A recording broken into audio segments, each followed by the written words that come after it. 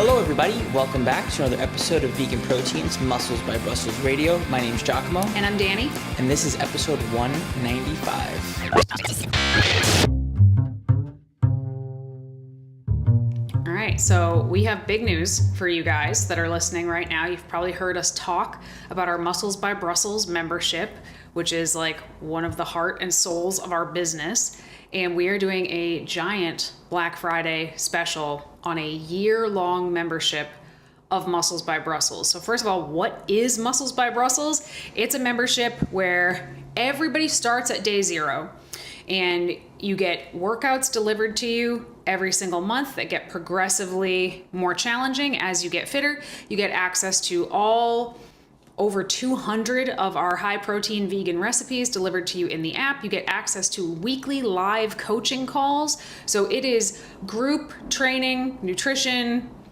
live coaching calls. Our Facebook group, which is full of like the most awesome community of vegan athletes ever. We give a monthly meal plan, which is not prescriptive, but it gives you great ideas on how to prep food for the entire week in a protein and calorie friendly way, with tips on how to like increase it or decrease it as you need to. And with this Black Friday special, we're giving you 5 of our previous meal plans that you can download right away. And all of them have every recipe makes 7 servings so that you can, when you prep it, you're prepping for the whole week, has a full shopping list. And I picked like kind of seasonal ones, kind of fall and wintry meal plans, because I thought that would be fun. So you get 5 bonus ones of those and free Flexible Dieting for Vegans ebook that you can also download right away to learn the principles of flexible dieting. And the whole bundle altogether is 52% off. So you get a year-long membership, 5 bonus meal plans, Flexible Dieting for Vegans for $2.99. So if you want to check that out, it is our Muscles by Brussels Buster deal. I am terrible at naming things. I like it. I think it's a good name. The other thing I'm thinking, right? You're here, you're watching this thing, you've been watching stuff, you're thinking, oh, okay, well, I like their podcast, I like their YouTube, I like what they're talking about. This is your opportunity to literally get in on everything that we do and to get in on it with a community, with the kind of support that comes from more than just your team. It comes from everyone that's part of Muscles by Brussels. Yeah.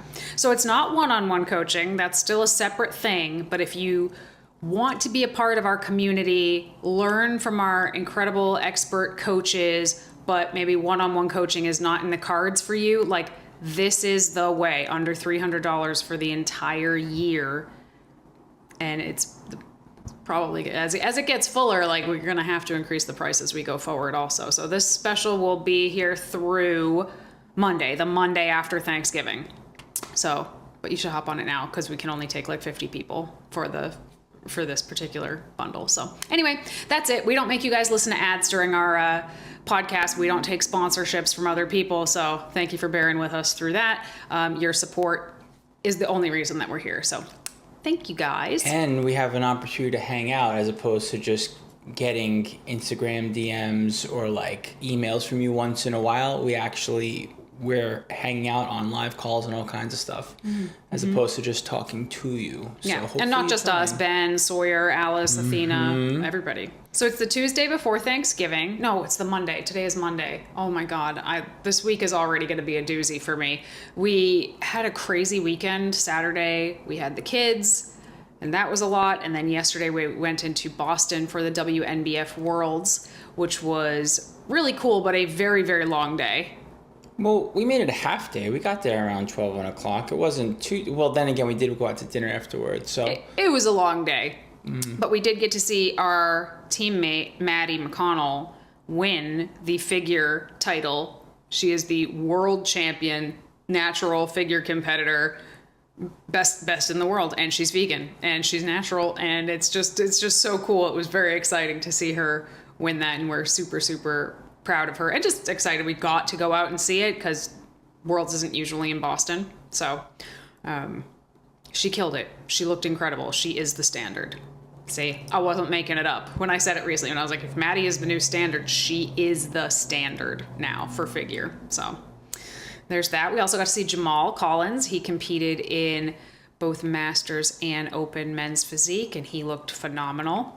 And a couple of other friends that we have that aren't vegan but do live near us were competing in it as well. Yeah, it's been one of our local buddies who we used to train with at the same gym. We've watched him from his very first time out there. He already looked incredible, just get better and better and better. And now he's literally been battling for the #1 spot for the best natural bodybuilder in the world, which is kind of cool seeing him. He took 2 this year, but it was just every time he goes out there, he just gets better and better. Yeah. It's a crazy sport. We love it. Mm-hmm. And it was really nice to see our athletes, our teammates, our community out there killing it and then celebrate them after the fact with them at Veggie Galaxy, of course, which is why I'm feeling like the need to rock the mug over here. So, yeah, it's been crazy week, crazy year. I keep saying to myself, we're going to have a moment to recharge. We're going to have a moment to, like, but I mean, we're going to jump right into it in January at Run Disney. Yeah, a lot going on. Thank you for that reminder. Hey, no problem. That's what I'm here for. But let's not worry about all that because this is a start of the holidays. I feel my heart beating faster right now with that reminder that no, there will be no break at the end of the year. So thank you for that. We have a little bit of time off. You're going to Friendsgiving. That's 2 days. Does that count? We have a staycation coming up in a couple of weeks. Yeah. That we're going to work through. We already talked about. Only for a couple of the days. That's okay, 𝐶𝐿. So anyway, we are making our annual podcast where we talk about the holidays and how this is a particularly challenging time of year for so many people for so many reasons also, and strategies on getting through them in one piece.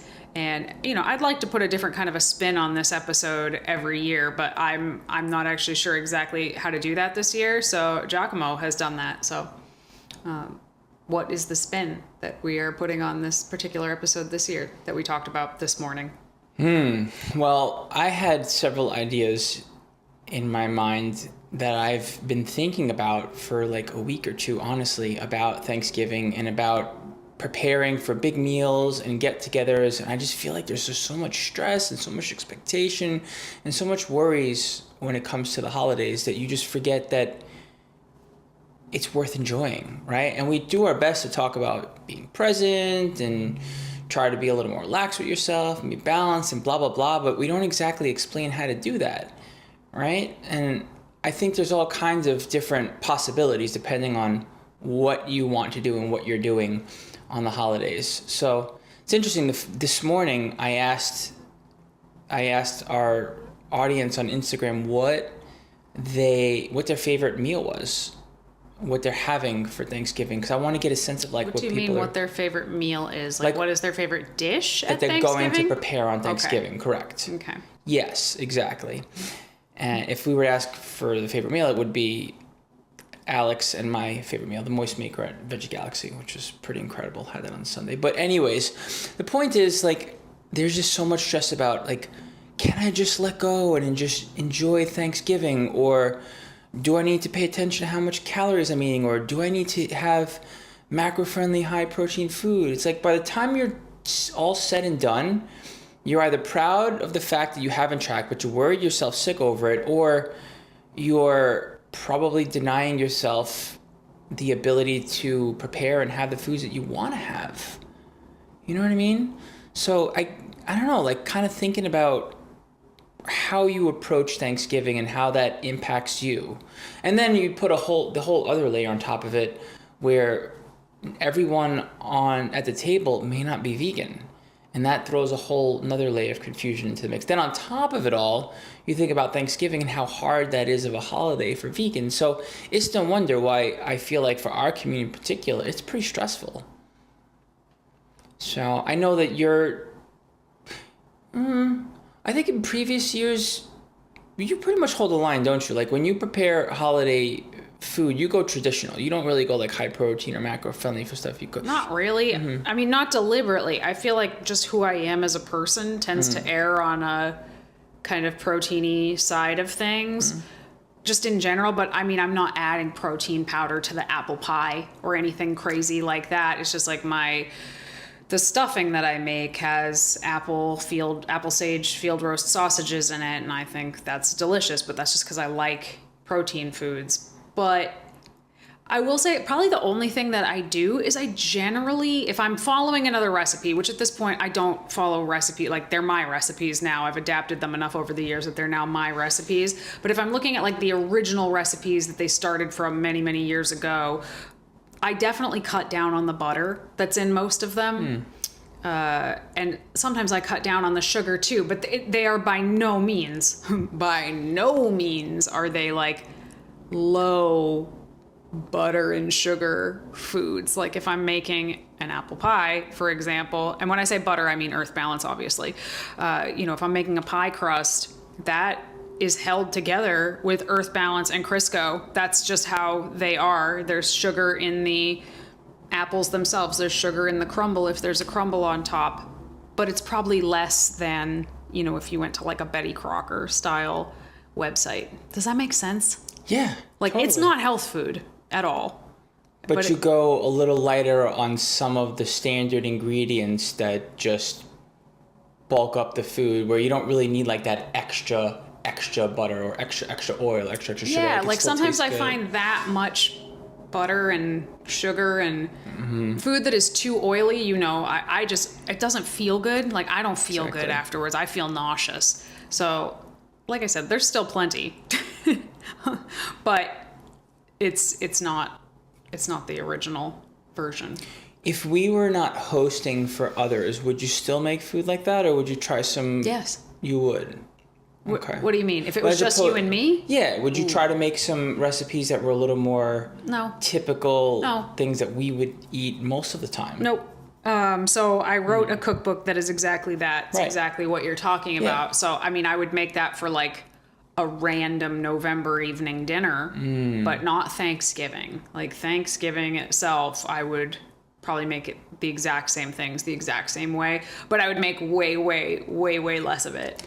Okay. Rather than me, because this is my thought and my idea, so I don't want to answer my own question. That wouldn't be cool for conversation.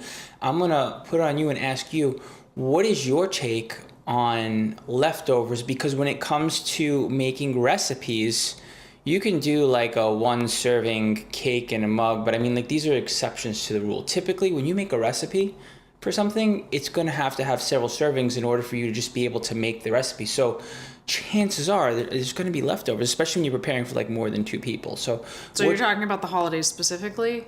Well, yeah. How to prepare for the idea that you're going to have a lot of food around you. And there's so much weird feelings when it comes to leftovers. Like, I have to go through this. There's the scarcity mindset. Or I put a lot of effort into this, so I'm proud of this, so I need to eat it. Or, well, I put the time into doing this and I don't want to spend time making other food. Or I spent money on this food, blah, blah, blah. See, me personally, I feel like sometimes we put so much emphasis on needing to finish everything that you prepared for all kinds of reasons that we wind up doing damage to ourselves, our health, and our mindset. And honestly, we probably wind up spending more money and wasting more just because in some situations when it comes to leftovers, because we're so afraid to just be like, well, whatever. But I have my own personal feelings and thoughts about when you have more food than you know what to do with after the fact, especially on a big holiday. What about you? Like, what's your take on leftovers? I don't really have a take on leftovers. This isn't something I care about that much, honestly. Okay, yeah. all right. I really do, honest to God, believe in flexible dieting. So I think you can work food, you can work food in without harming yourself or anything like that.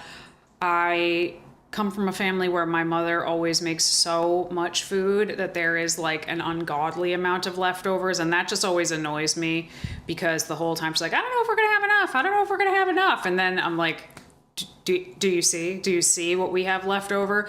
So I like to try to make what I actually think we're going to need. That's what I'm gonna try to do this year. But I don't like throwing food away. Yes. I did work really hard on it. I'm going to eat it. I'll work my way through it. I don't like when I have to throw things away that I made, especially at the holidays. But you know, there's a difference between like a Thanksgiving Day meal where like I don't think people should be sitting around tracking their food on Thanksgiving. Personally, like I just feel like that it crosses a line for a lot of people and can make you sort of resentful of your whole lifestyle. But you can still have that's one thing. You're gonna end up eating more than you normally would eat and in weird ways, but you can still have those same foods on other days and make it a part of your program. You know? Yeah. So that's just my 2 cents. I mean, I'm not saying you can eat pie all day and make it work, but you could have a piece of pie every day till it's gone and make it work. Yeah. Unless you're the person that just can't have a piece of pie, you're going to have all the pieces of pie at once until they're gone. I think I get more stressed out about my environment than having food in the house in and of itself. Oh, you see the way she's cringing? Can anyone see that? I'm sure she knows me. We've been together for more than a couple of years. The idea of all the cleanup, the idea of food spoiling before I get rid of it and having to clean it up and it being smelly, the idea of having like disorganized chaos around me in the refrigerator, the idea of not being in the mood for the leftovers, but it's what's in front of me, so it's what I'm gonna eat. The idea of like needing to hold on to it, like I like literally, I'm like, it's all the more reason to just like let go sometimes. Not to say that I take Thanksgiving dinner and I put it in a garbage pail and go plop the day after, because that's ridiculous. I wouldn't do that. But I do definitely after the fact sort of like. He might do that. If I'm crazy enough. It depends on the day. But typically, no. Typically I enjoy, but I'm not afraid to, you know, I try not to have any sort of attachment to the idea that I need to just because the food is there. If I feel like something needs to go, it needs to go for whatever reason. But that's interesting. We have totally different takes here on yeah, Giacomo, what he's talking about is he doesn't like stuff that doesn't look like it came out of like the Container Store. If anything looks like it couldn't be in an IKEA display, Giacomo doesn't want to see it at all, and it's going to end up in the trash. Listen. She's ripping me. It's true. Uh-huh. It's true. So, you know, leftovers don't go on IKEA displays. Bowls of lemons go in IKEA displays. So. Oh, you're killing me. I feel attacked so badly right now. I mean, you said it. I'm just painting the picture. I gave you the knife and you just went for it. Who does that? I don't even have a weapon here. But, you know, back to the other thing you were talking about Thanksgiving being hard for vegans. I don't think it's just hard for vegans. I think it's hard for a lot of people because of the roots and history of what Thanksgiving was initially. I think that's hard for many people. But without getting into all of that, I definitely do think it's a particularly hard holiday for vegans when they're spending it with non-vegan family. Because unlike most holidays, at least when I was growing up, the turkey is synonymous with Thanksgiving. If you ask people what they have for Christmas dinner, you're going to get a lot of different answers depending on someone's background or traditions or whatever. If you ask people what they have on Easter, it's going to be different. If you ask people what they have on Thanksgiving, it is turkey. You know, little kids don't go to school drawing pictures of honey-baked hams at Christmas time, but they absolutely are drawing turkeys in November. Like, it is so, you cannot have one without the other. So when you're spending it with non-vegan family, like most people are going to be sitting ceremoniously around this giant dead bird, and it is the weirdest, grossest feeling. And that's very hard to have a great day when that's basically what your whole day is revolving around. Yeah. And I feel for others who want to not isolate themselves from family and they don't want to deal with the conflict and they don't want to deal with people being annoyed or just like pretending to enjoy or just straight up not even say anything to you and then making plans without you because they don't want to deal with the conflict either. Well, the kicker is, I think, as somebody who was vegan for, I don't know, a long ass time, a very long time before Thanksgiving started being vegan around here, I would just go to all the Thanksgivings and they were exactly like I just described. And it's like you almost have to take that piece, like we have to pretty much all the time. You have to take that piece and put it in the back of your mind and just almost like pretend that's not happening in order to be able to just not be like a miserable curmudgeon all through Thanksgiving. And, you know, we have to do it when we drive down the street and we go past a McDonald's, and sometimes it's easier than others, but to see your closest family celebrating around a dead bird, it's just harder, I think, to compartmentalize that piece. But you try, right? Because who wants to start an argument at Thanksgiving? Like, nobody wants to start an argument at Thanksgiving. But the kicker for so many people is somebody at that dinner table is going to start a conversation with you while you're there about being vegan. Probably like, say that somebody's religious, right? And then there are others that are non-religious people. Would you go to that person and start attacking them for their faith? Like, that's so rude, right? Imagine just being like poking at somebody and being like, hey, you're a religious person, and let me just start to like get you to like question your faith. Like, you wouldn't do that to somebody. So why would you start attacking a vegan on Thanksgiving? Yeah, I mean, that's a weird analogy, but maybe a reach, but I guess it would be like on Christmas, I suppose, or at Mass. I don't know. Yeah, at Mass would be a good example. Like, if an atheist, we went to Mass last year with 𝐬𝐿𝐫𝐿's family. The kids were in some religious play. We're not religious at all, but whatever. We are both raised religious, whatever. We'll go to church and watch the kids. We'll sit through a Mass to watch the kids in a cute, adorable Christmas play.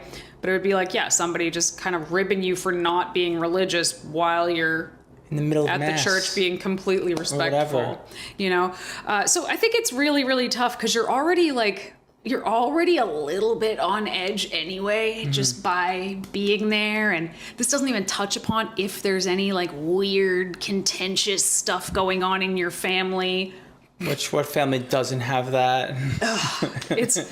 It's really, really hard. And I feel like this is the stuff people don't talk about at the holidays, is just forget about the food and the macros. And I feel like we have just talked about that to death, about, oh, here's how you should eat to get through the holidays. Like, if you guys want that information, I know you said we talk about doing that, but we don't tell you how. I disagree. I think we've told you exactly how in many episodes. If you search holidays in our podcast, you'll probably find like 8 versions of this episode that are all about macro stuff, but I don't think they talk about some of the other stuff, some of the more emotional sides of getting through the holidays.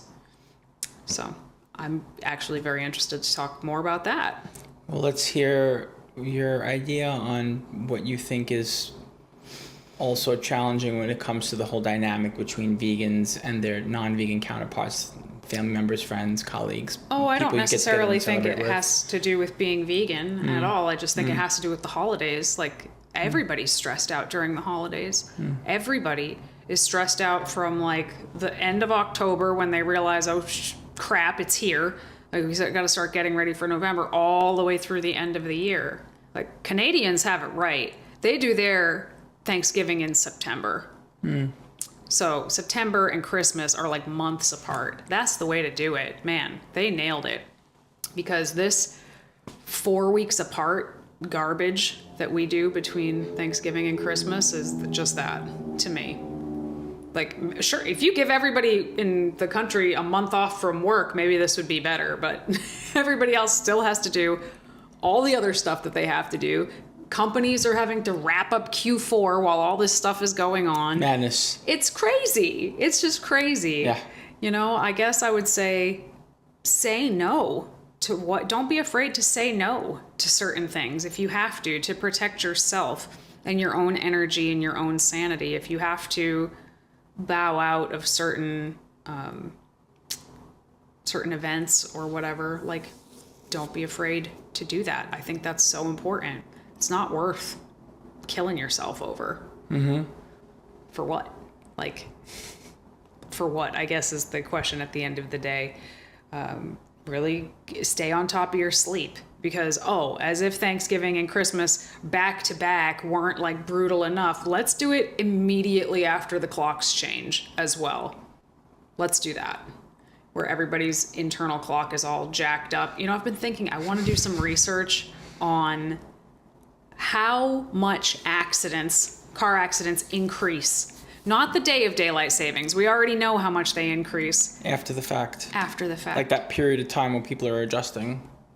Just the fact that, I mean, I guess it's different in different parts of the countries. I was thinking about how much I have driven in the dark in the last few weeks. Just, I don't drive at night very often. We have terrible headlights on our car. I can't see very well anyway. I don't like to drive at night. I'm driving at night every single day now because guess what? It's not night. Jesus, it's not night. It's 4:30 and I can't see. I'm on a tangent. Please pull me back. We got to bring her back in. We're losing her. Yeah, this is a difficult time of the year, but you don't have to give into all the expectations to gather, essentially, and gather the way that people expect you to. And then I think the other thing is, if you feel uncomfortable with, I mean, there's no harm in exiting a conversation while you're in the middle of like whatever with family, especially when it comes to food. Yeah. Especially when it comes to 𝐶𝐿 and food. I stopped going to Thanksgiving back when it was still not a vegan Thanksgiving because it's too much. It's too much to have to deal with that dynamic on a day that you're supposed to be being really thankful, but all you can be is just like kind of bummed. Yeah.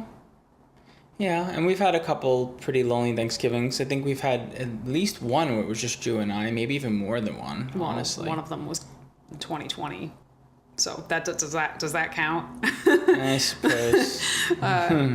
Anyway, but the whole holiday season I feel like is just so challenging for so many people. Family stuff, you know, anybody dealing with any kind of grief, the holidays get really incredibly challenging because people that were there are suddenly not there. And all of these things, by the way, can absolutely trigger poor eating.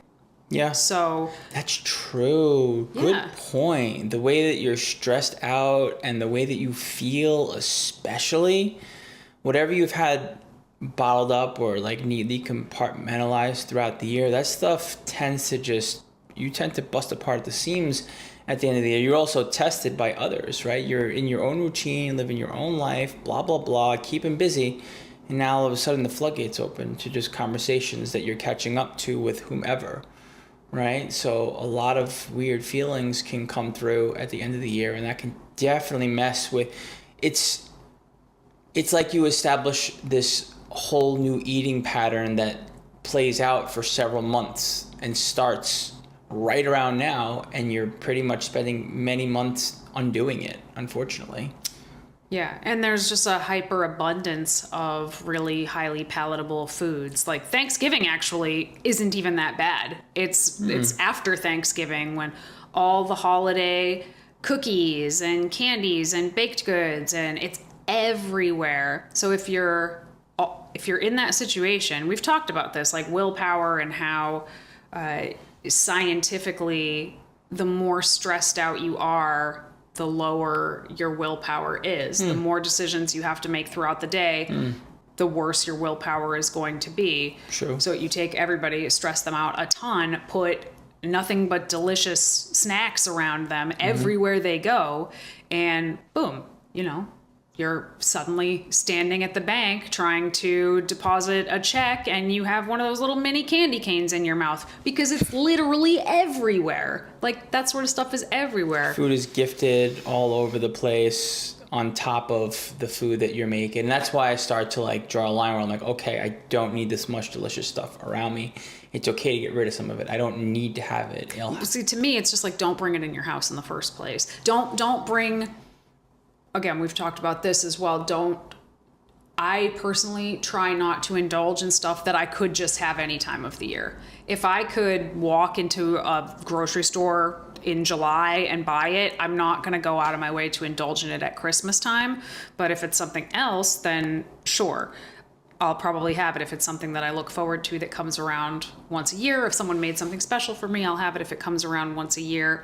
But between all the snacks that are out, office parties, your partner's office parties, family parties, Friendsgivings, outings. like all of them. Because most people don't even have like one Christmas thing that they go to. It's like they're going to go visit this part of the family, and then they're going to go visit this part of the family, and there's food events at both of them, and there's Christmas Eve and Christmas Day, and then New Year's Eve and New Year's Day, just like a few days later.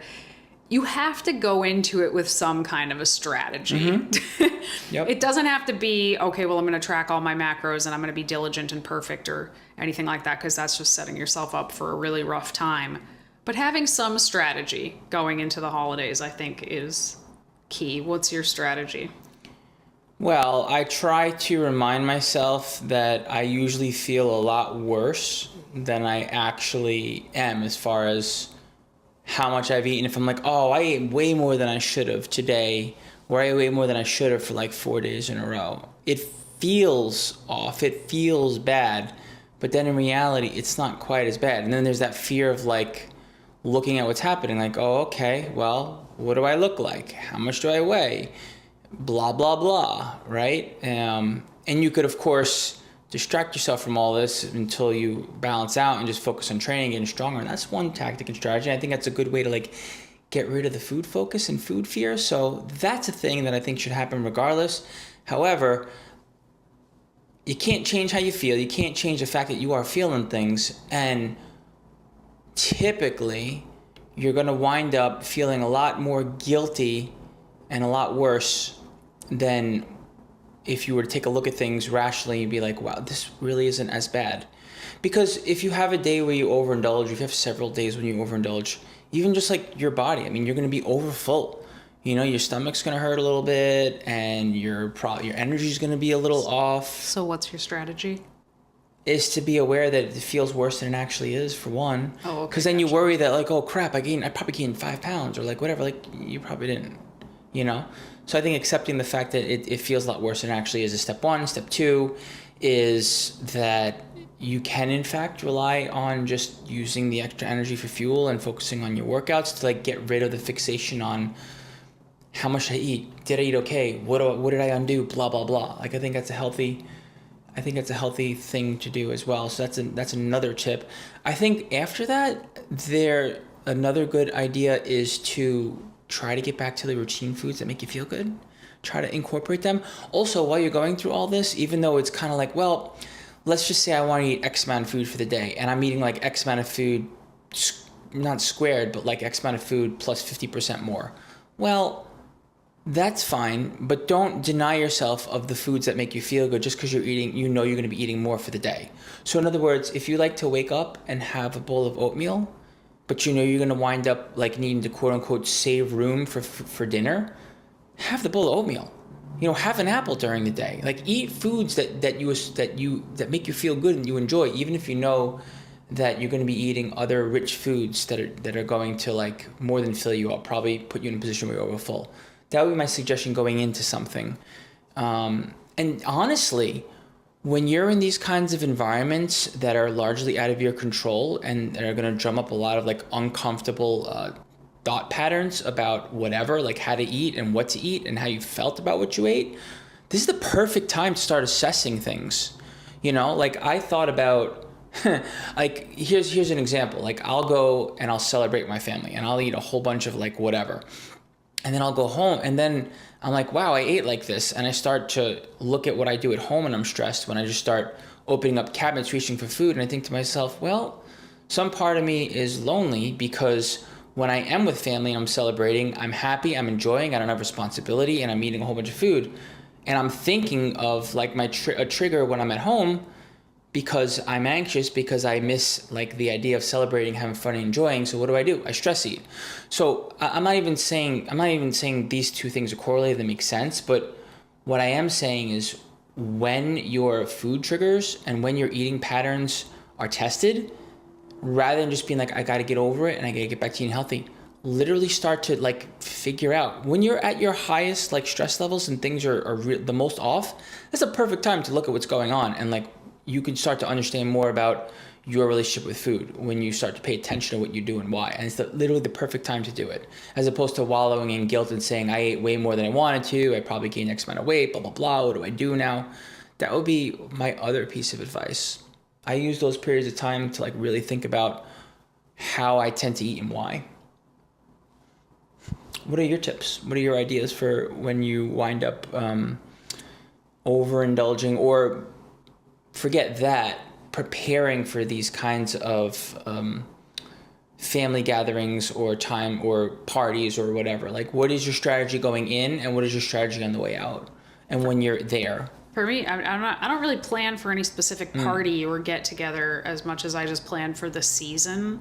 Like, what am I going to do this season, this holiday season?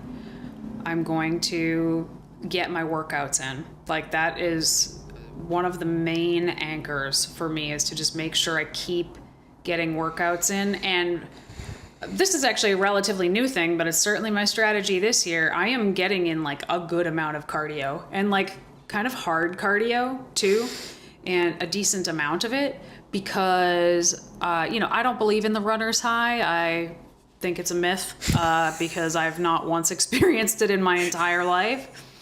But I certainly feel better after I do some cardio.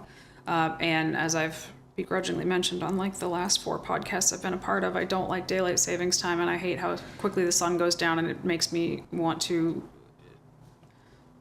not be here. So I have been doing my workouts in the evening, which I normally never do. I've always been a mid-morning or afternoon workout girly, but now 4 o'clock, which is when the sun starts setting here, I am in my car driving to the gym, because I'm not going to waste a minute of daylight being in a windowless room. I'm not going to do it.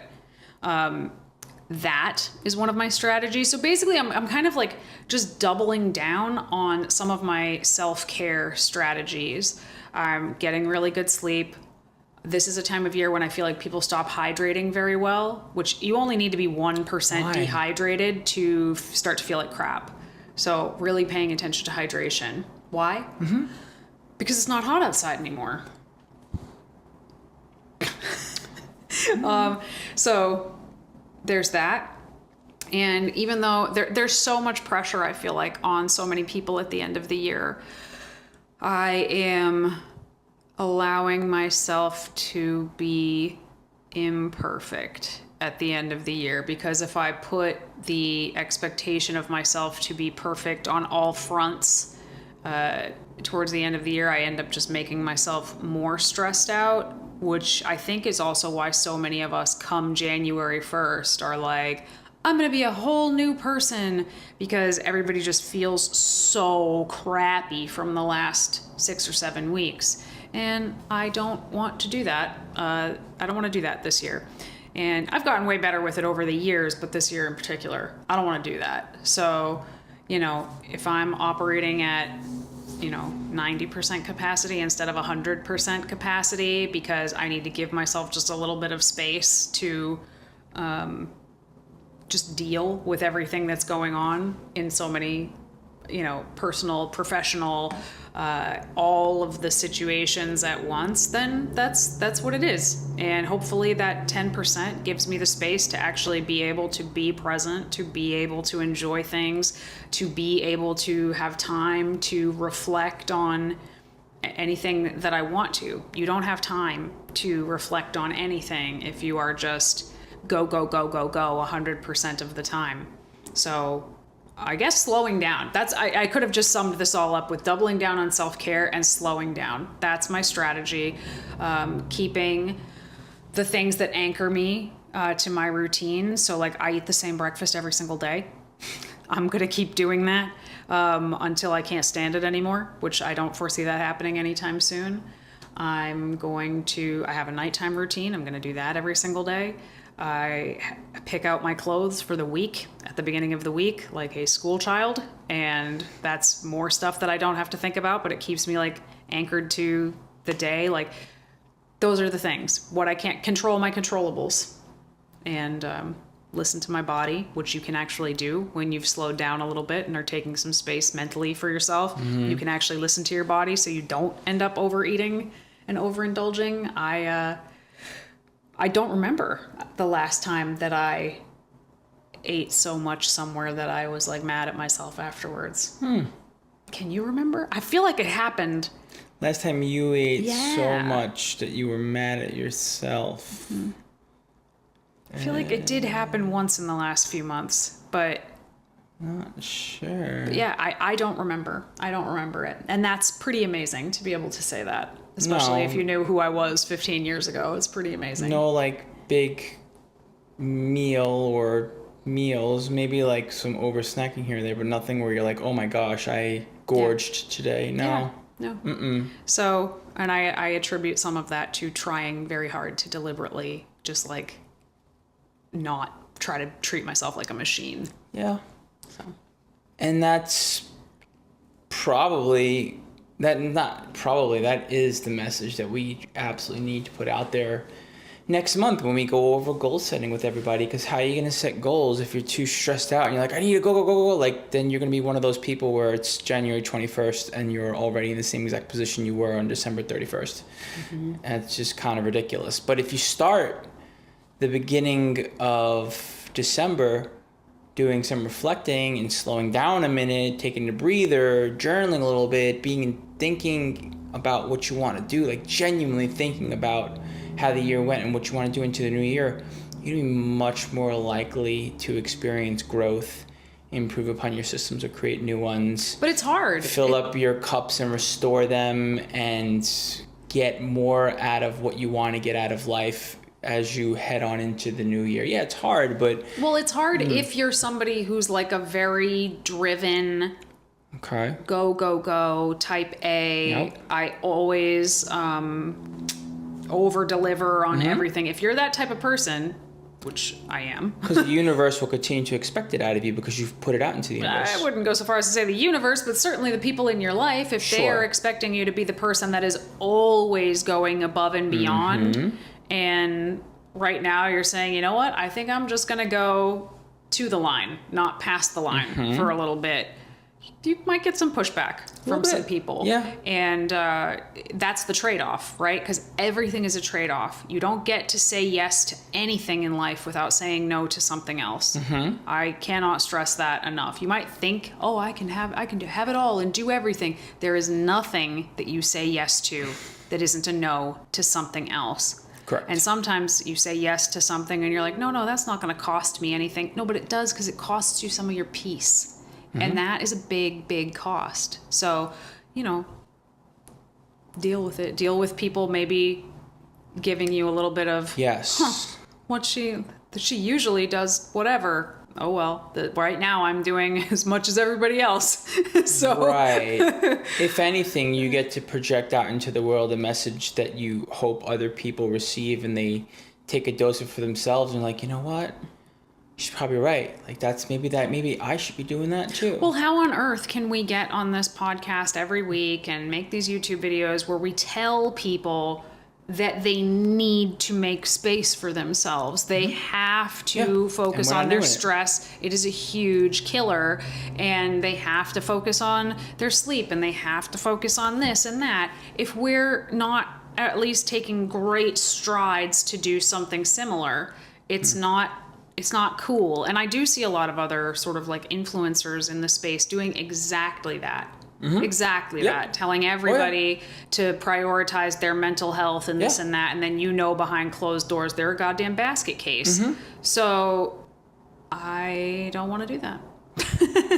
I wonder what the wellness industry is like, because they're the exact opposite. They're all like, chill, take care, blah, blah, blah. But I bet there are basket cases in the wellness industry too. But I'm thinking about the fitness industry. Like our industry, it's a no-brainer. Like obviously, it's all hustle culture. Everyone's got to go the hardest, be the best, be an expert, never stop, blah, blah, blah. Don't this, don't that, And then you go screaming in the other direction. You go to the wellness community and you like practice yoga and you like this and that. But there are probably people in that industry too that are doing the same thing as we have been guilty of doing in the past too, where it's like, take care of yourself, and then we're not doing the same. But I think it's true of a ton of service industry professions, not just wellness, fitness. The healthcare profession, some doctors and nurses are some of the most unhealthy people that I know. You know, my mom, when I was a kid, was a house cleaner, and our house was filthy. Like, these are very common phenomenons, because when somebody takes that on as a profession, it's like the last thing that they actually want to do in their own free time, right? I was supposed to go to college for music, and I ended up not being able to because I couldn't afford the school that I got into, which was Berkeley, by the way. I'll brag about that all day. But in hindsight, I'm so grateful that I didn't go to school for music and turn music into a job, because then I fear that I would have lost some of my love for music, you know? So I think, you know, they say, like, turn what you love into a profession and you'll never work a day in your life. I turn what you love into a profession and you'll probably eventually love it a tiny bit less. Like, that's... But you can get a lot of good out of it too, because you wind up embodying the thing that you're trying to definitely be for others. Unfortunately, sometimes it can come at the expense of your sanity, and you get a little too unbalanced with it. And you hope that you come around. And I think that, you know, some people might be listening to this and being like, are they saying they don't like fitness? No, that's not what I'm saying at all. I think that we are probably more transparent than most when it comes to, you know, we may say, hey, this is what science says are best practices for X, Y, Z. But that doesn't mean that we have every single one of them nailed to a T personally, right? Some of them, I think, wow. When I think about it myself, I'm like, oh my God, I have come so far with that. Like, every time I think about my relationship with food now and just how healthy it is, I'm just like, yes, like that was something I never thought I'd be able to get to a place where I could say that, even if I could help other people along that spectrum. I didn't think I'd ever get there myself, and now I am. But every fitness professional, every nutrition professional, every mental health professional, some therapists are like the craziest people that I know, honestly. They're all human, and they're all still working on their own stuff as well. And I don't think that makes them any less credible. But, you know, I think we forget that sometimes. So, so when you are going into your holiday season, and if you're holding yourself to an impossible standard of being absolutely perfect, knocking your job out of the park, getting everybody that you know the most perfect present, getting in on the cookie swap in time, keeping your house impeccably clean, and not gaining an ounce in the entire time. And I know that a lot of you are thinking all of those things right now. You got me. And you're gonna show up on January 1st all sparkly and new year, new me. Like, if you're holding yourself to all of those standards at once, relax a little bit. Like, just relax a little bit. It's okay to not be perfect in every single area all the time. And if there's ever a time to take that approach, it's right now more than ever, because this is when the pressure is on, the pressure you put on yourself and the pressure that's put on you from all of our expectations to, like, be a certain someone at the end of the year. And if you put all of that pressure on yourself to be perfect in every department, the thing that's gonna crack, the thing that's finally gonna give is you. So allow yourself to have some dishes in the sink, or, you know, miss one workout here or there, or he's like, please don't leave dishes in the sink. And thank you. Or maybe you don't do the cookie swap this year. Like, it's gonna be okay. You know, nothing is as valuable as your health and your mental health. Yes, exactly. Anyway. Well, thank you so much for listening to this. This is what happens when we go into a podcast without a plan. Just if you're curious, when I show up with 87 pages of notes, it's so that the conversation doesn't meander like this. But hey, if you liked it, you let us know. Yeah. Thank you so much for listening. Check out the Muscles by Brussels Buster deal if you want a full year membership to our Muscles by Brussels community, 5 bonus meal plans, free flexible dieting for vegans ebook download, and you can start it on January 1st if you want to. You don't need to be starting a new program right now, okay? Start that at the beginning of the year, so you can save it to start then. All right, so if you're interested in that or any kind of one-on-one coaching, check out VeganProteins.com. You can fill out a coaching application. You can shoot us an email, coach@VeganProteins.com. If you enjoy the podcast, please leave us a review somewhere. It really helps us get the podcast out in front of more people, whether that's Apple Podcasts or Spotify, or if you're on YouTube, leave us a comment. It really helps. Once again, my name is Danny. And I'm Giacomo. And we'll talk to you soon. Bye.